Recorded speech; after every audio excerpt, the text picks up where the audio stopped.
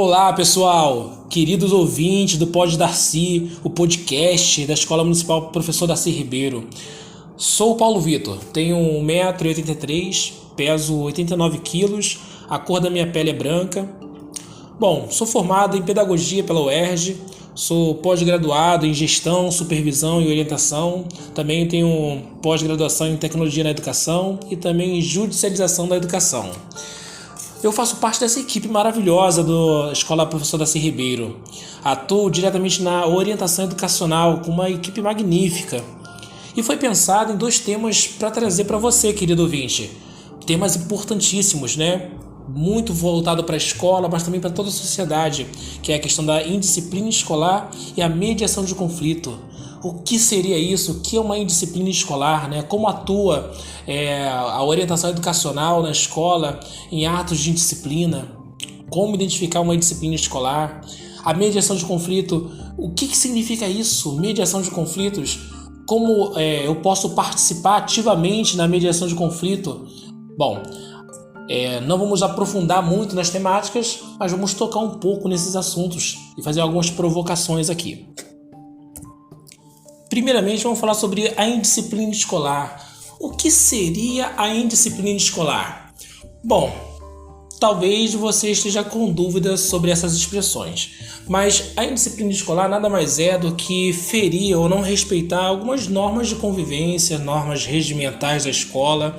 E quando fala normas regimentais é porque existe uma lei, existe algum documento dizendo qual é a conduta esperada dos alunos, dos profissionais da educação, né, de modo geral, na escola.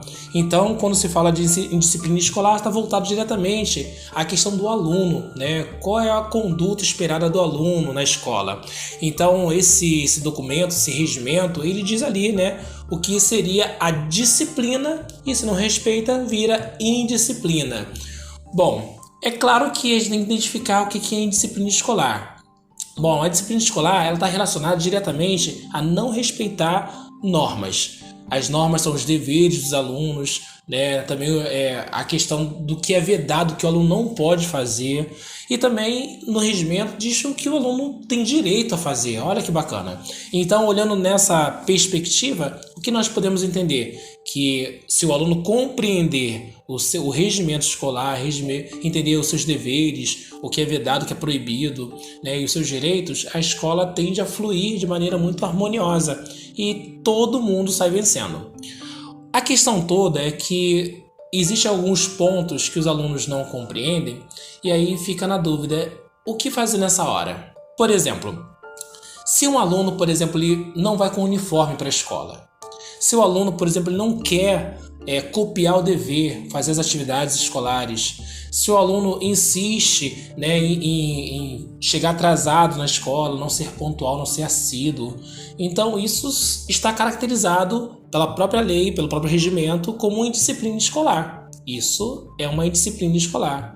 Porém, se o aluno, de alguma maneira, ele desrespeita, tem um mau comportamento, mas respeitando algumas normas maiores, por exemplo, se o aluno ele faz pichações, se o aluno quebra materiais da escola, ou ainda se o aluno ele xinga, agride fisicamente ou verbalmente o colega ou professores ou, né, quem seja na escola, será que isso é indisciplina escolar? Vamos pensar um pouco. Se você acha que não é indisciplina escolar, você acertou.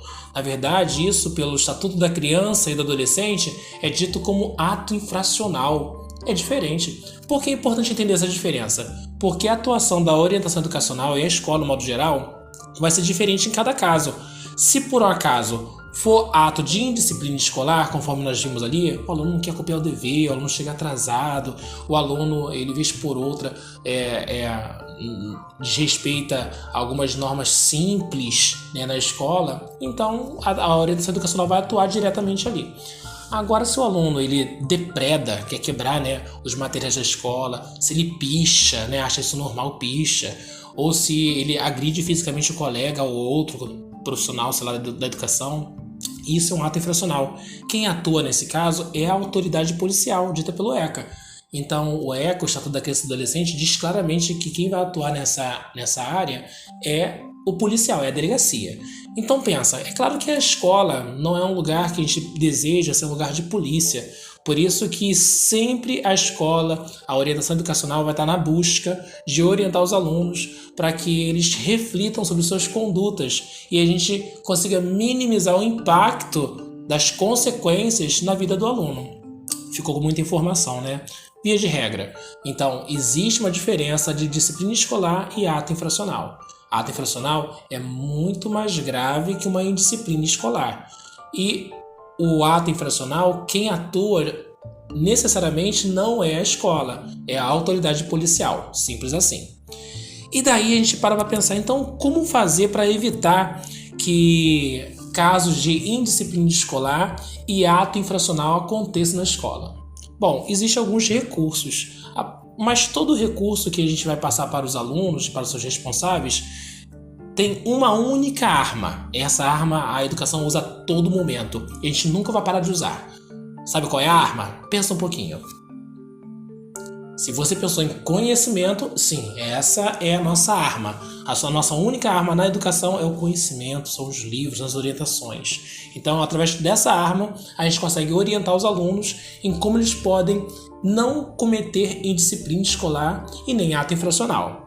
E daí a gente pensa, então, quais são as técnicas que a orientação educacional e qualquer um, né, pode usar para poder reduzir e até eliminar os casos de indisciplina escolar e ato infracional.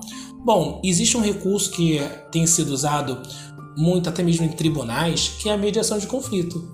Mas o que é a mediação de conflito? É o nosso segundo ponto. A mediação de conflito são recursos que não só a orientação, mas os alunos podem usar entre si, os professores podem usar, os profissionais da educação podem usar para resolver um conflito. O mais interessante da mediação de conflito é o seguinte, que na verdade, no caso falando do papel do orientador educacional, ele está ali apenas para mediar, o próprio nome diz, né, mediação de conflito. Então ele age de maneira imparcial, quer dizer o seguinte, que o orientador educacional, quando vai mediar o conflito, ou qualquer outra pessoa que vai mediar o conflito, ele não vai tomar um partido, você está certo, você está errado. Ele vai permitir, ele vai favorecer, ele vai incentivar sempre o diálogo, a conversa entre as partes, que a conversa seja respeitosa, que as partes possam se posicionar, né, tanto a vítima quanto o agressor de maneira respeitosa e consigam construir ali um entendimento sobre o que aconteceu e cada um reconhecer as partes que cabe a si na sua responsabilidade. Então, até onde eu errei, né, até onde o outro errou e quais são as possíveis soluções. E quem dá essa solução? Isso mesmo, são as próprias partes, tanto o agressor quanto o ofendido, porque não adianta a gente colocar, né, punição, disciplina, se as partes, se os alunos não conseguem compreender onde erraram. Então, por isso que, de novo, nossa maior arma na educação sempre vai ser o conhecimento. A gente procura passar orientação, conhecimento para os alunos, para que eles possam reconhecer onde precisa fazer algum ajuste. E por que é importante essa parte da orientação educacional na mediação de conflito? É importante simplesmente porque a escola está preparando os alunos, prepara os alunos não só na questão de conhecimentos básicos de português, matemática, história, não, vai além disso. A escola prepara o aluno para ser um cidadão civilizado, um cidadão que consiga conviver harmoniosamente uns com os outros. E daí se faz necessário informar que hoje a sociedade, né, as empresas estão muito preocupadas nessa formação, né, desse cidadão, desse aluno, né, que vai crescendo e vira um adulto. Então as empresas estão procurando, em vez de um aluno que seja muito, ou um profissional, né, que seja muito inteligente, aquele que saiba se relacionar. Então hoje o que as empresas procuram, né, e é o nosso objetivo na escola mostrar para os alunos, não é o que é muito inteligente, é aquele que sabe se relacionar. Por isso não estão mais focadas as empresas, estão mais focadas em QI, né, no consciente intelectual, mas sim no consciente emocional, no que é dos profissionais, nossos alunos, né, os futuros adultos. Então Então, nessa perspectiva, a orientação educacional está muito voltada em mostrar para eles a importância, né, de aprender a conviver uns com os outros. São as regras de convivência. E a mediação de conflito faz muito isso. Permite que eles tanto o agressor quanto o agredido, né, a vítima, consigam achar meios entre si para poder se conciliarem, promover a paz na escola, né, a cultura de paz. E falando um pouco disso, é claro que assim, existem situações em que, mesmo eles fazendo a mediação entre eles, requer uma intervenção da orientação educacional no sentido de acionar os responsáveis ou alguma autoridade, conforme o conselho tutelar, assim por diante, para poder notificar a eles o que aconteceu, até para um melhor acompanhamento, né? O objetivo nunca é correr atrás desses órgãos ou dessas autoridades para punir o aluno, né? Claro que não, a gente quer ganhar o aluno, a gente quer que o aluno seja um cidadão consciente dos valores que possam ter e possam passar para outros. E aí, pensando nisso, a orientação ela faz, sim, alguns encaminhamentos para a área da saúde, para a área da assistência social, para que esse aluno ele possa não só ter acesso à educação, permanecer na escola, mas de maneira bem agradável para ele, confortável, e possa reduzir e eliminar qualquer tipo de desconforto ou então algum tipo de sentimento ruim que possa ter em relação à escola e à convivência com os alunos.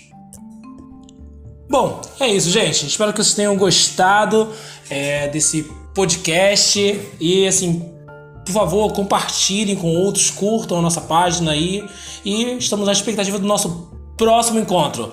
Até mais!